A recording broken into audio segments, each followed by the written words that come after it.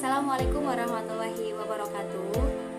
Perkenalkan, saya Fatmawati, mewakili dari kelompok 5 yang beranggotakan saya sendiri, Fatmawati 200100302, 2 Pak Sarindi 200100291, 3 M Nur Syakbani 200100104, 3 Yuninda Sari L 200100249. Selanjutnya Irfan Kurniawan 200100307, dan yang terakhir Akmal Hatimala 200100232. Pada kesempatan kali ini kita akan menyampaikan terkait pendekatan psikoanalisa. Dalam pendekatan psikoanalisa ini ada 4 tahap. Yang pertama ada life instinct vs death instinct. Yang kedua id, ego, dan super ego. Yang ketiga konsep gunung es. Yang keempat tahap perkembangan psikoseksual. Yang pertama life instinct vs death instinct. Pertama kita akan mengetahui dulu apa itu pengertian insting. Nah, insting merupakan kumpulan hasrat atau keinginan. Tujuan dari insting itu mereduksi ketegangan atau tension reduction yang dialami sebagai suatu kesenangan. Nah, dalam hal ini Freud mengklasifikasikan insting ke dalam 2, yaitu life instinct dan death instinct.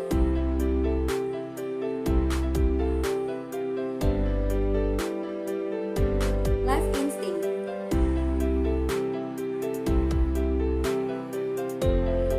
Life instinct merupakan insting hidup atau motif dasar manusia yang mendorongnya untuk bertingkah laku secara positif atau konstruktif. Konstruktif ini artinya membangun. Jadi yang namanya insting hidup itu pikirannya adalah pikiran-pikiran positif yang mengarah lebih ke membangun, jadi tidak merusak. Contohnya adalah di sini ada rasa lapar, haus, seks, mempertahankan hidup atau survive, kemudian melestarikan spesies, kemudian bentuk energi sebagai manifestasi dari insting kehidupan yaitu libido.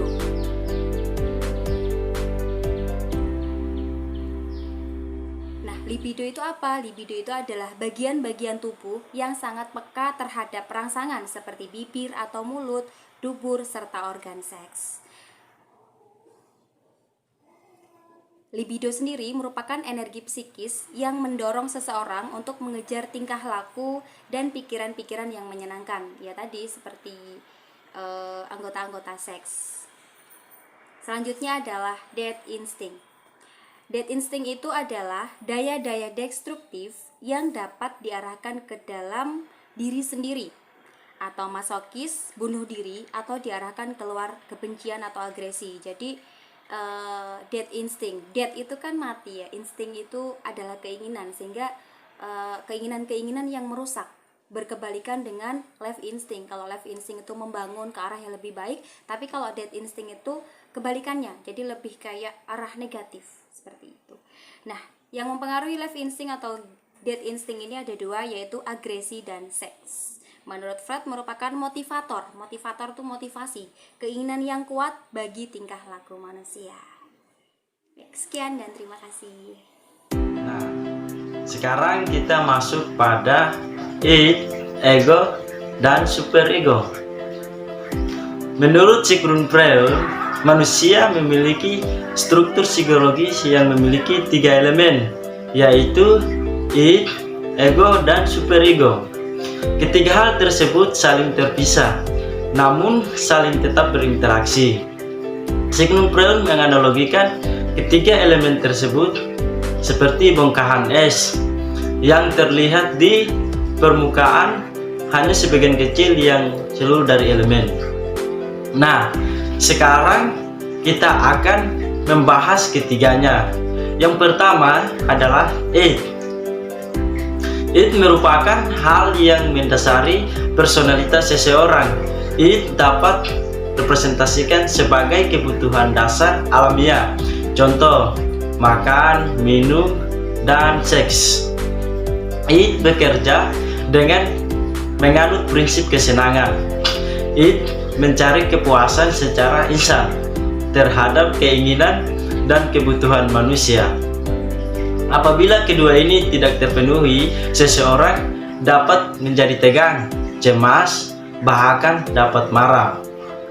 Contoh kasusnya, di tengah acara makan malam, saya haus, namun gelasnya sudah kosong.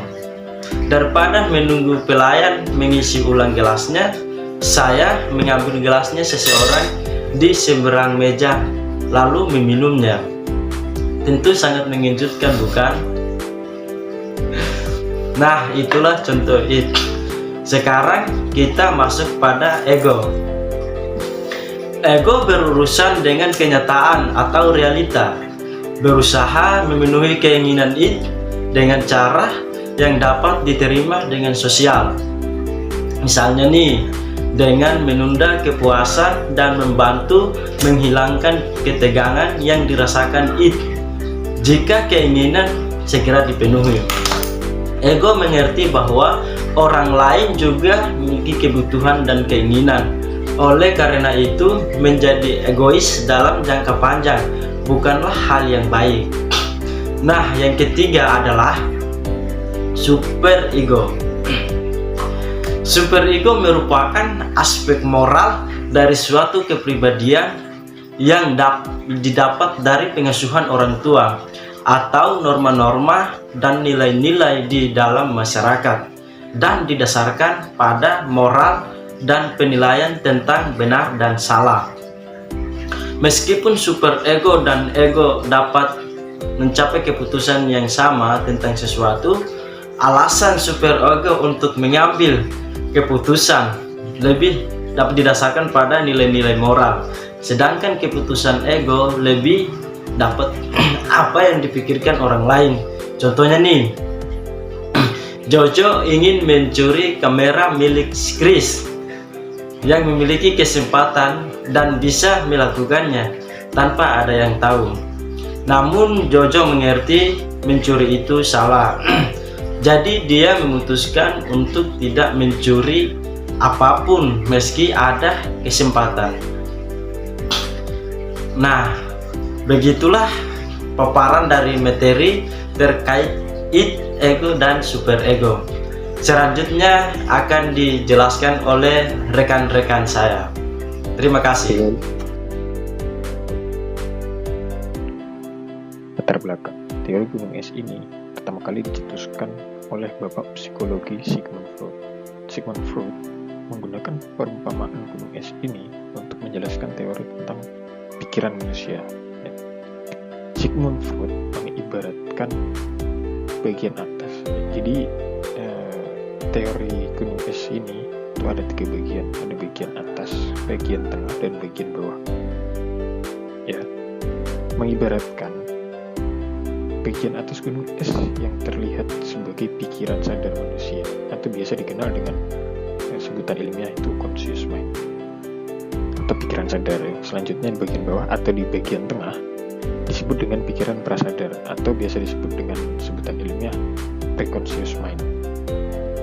Bagian terbesar atau yang paling bawah dari gunung es ini disebut pikiran tak sadar, atau biasa disebut dengan unconscious mind. Jadi Freud ini membuktikan bahwa ketidaksadaran bukanlah abstraksi hipotetik atau sesuatu yang tidak teratur, abstrak, melainkan sebuah kenyataan yang empirik. Tingkat kesadaran manusia seperti yang sudah saya sebutkan di slide yang sebelumnya, ada 3 tingkatan. Tingkatan yang paling atas atau tingkat pertama, yaitu ada tingkat sadar. Kesadaran ini berupa semua hal yang pernah dicermati pada saat tertentu. Proses mental yang terjadi kemudian akan dibawa ke dalam prasadar atau tak sadar. Jadi semua yang kita cermati, contoh tugas ini, saya sadar akan tugas ini dan saya mencermati. Kemudian di tingkat yang di tengah, tingkat kesadaran berikutnya adalah prasadar atau ingatan siap, yang dimana tingkatan kesadaran ini adalah jembatan untuk menghubungkan materi-materi yang berasal dari alam sadar maupun tak sadar. Jadi preconscious mind ini atau ingatan prasadar yaitu merupakan jembatan penghubung di antara sadar dan tak sadar. Penghubungnya adalah prasadar ini atau preconscious mind. Untuk tingkat yang paling bawah, tingkat tak sadar, di mana bagian ini merupakan tingkat terdalam dari struktur kesadaran manusia. Ya, jadi Sigmund Freud ini membuktikan bahwa ketidaksadaran bukanlah abstraksi hipotetik seperti yang di atas tadi, melainkan sebuah kenyataan yang empirik.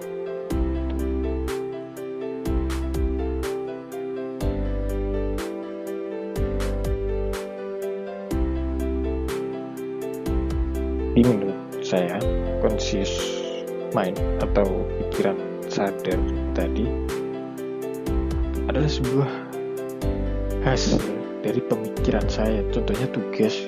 Jadi conscious mind itu udah berbentuk pikiran yang utuh ya, pemikiran saya ini tentang tugas ini tadi. Contoh, saya ingin mengerjakan tugas ini tadi ya, ini adalah pemikiran sadar, kemudian dihubungkan oleh jembatan prasadar yang kemudian menuju pikiran tak sadar. Jadi pikiran tak sadar ini adalah proses yang sudah saya lalui, gitu, yang berisi insting-insting, naluri-naluri, dan rangsangan-rangsangan yang diekspresikan atau ditekan dari tingkatan sadar ke tak sadar. Jadi tingkatan sadar itu adalah proses yang kita lakukan untuk menjadi sebuah pikiran yang sadar. Mungkin itu aja. Terima kasih.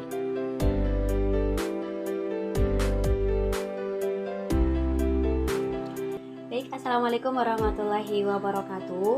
Pada kesempatan kali ini saya Fatmawati akan menjelaskan terkait psikoanalisa. Nah, fase perkembangan kepribadian. Yang pertama itu adalah tahap oral, yaitu umur 0 sampai 18 pertama. Kemudian yang kedua, tahap anal, yaitu 18 bulan sampai 3 tahun. Yang ketiga, tahap falik, yaitu dari umur 3 tahun sampai 5 atau 6 tahun. Yang keempat, tahap laten, yaitu dari umur 6 tahun sampai 12 tahun. Dan yang terakhir itu tahap genital atau umur 12 tahun sampai dewasa.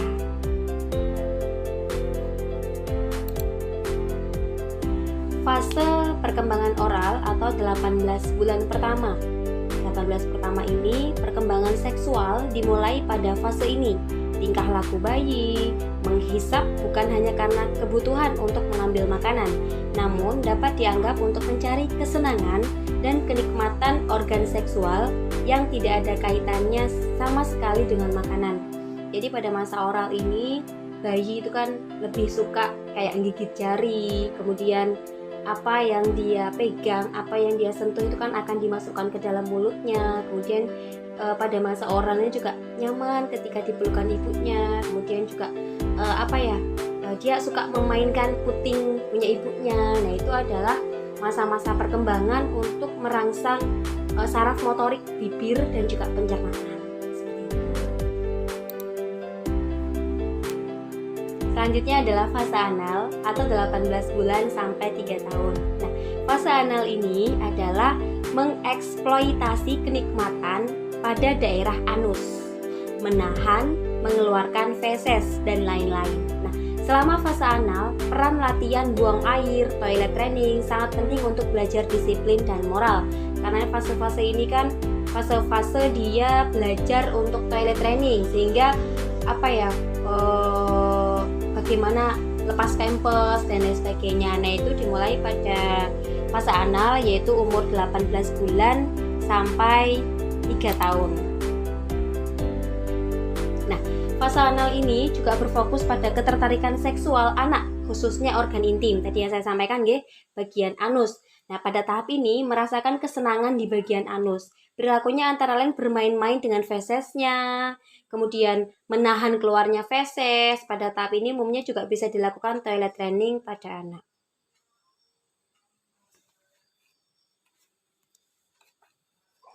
Selanjutnya adalah fase falik. Fase falik ini dimulai dari umur 3 tahun sampai 5 atau 6 tahun.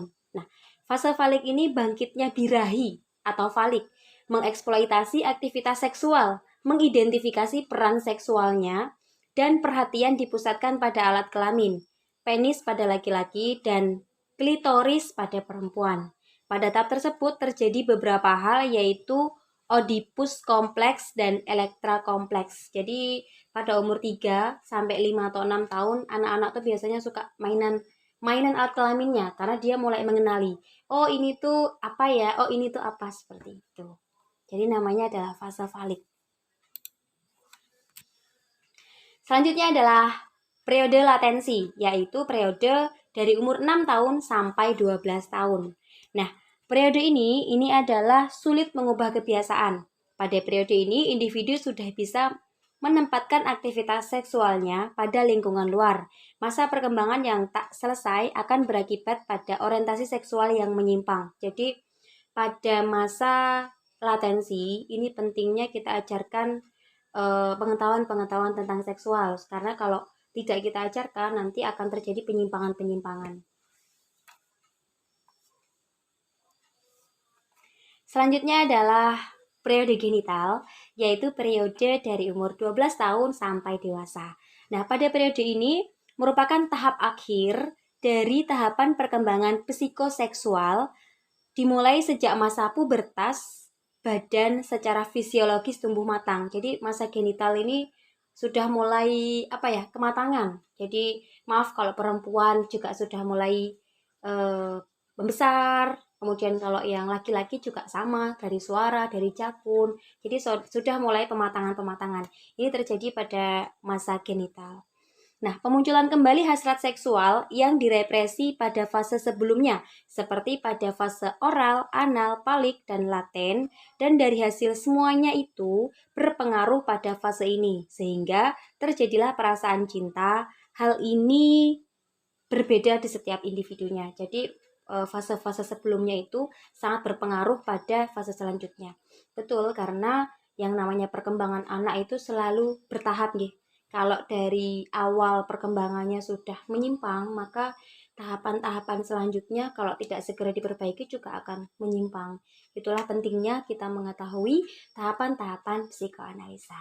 Terima kasih. Sekian, itulah video dari kelompok kami.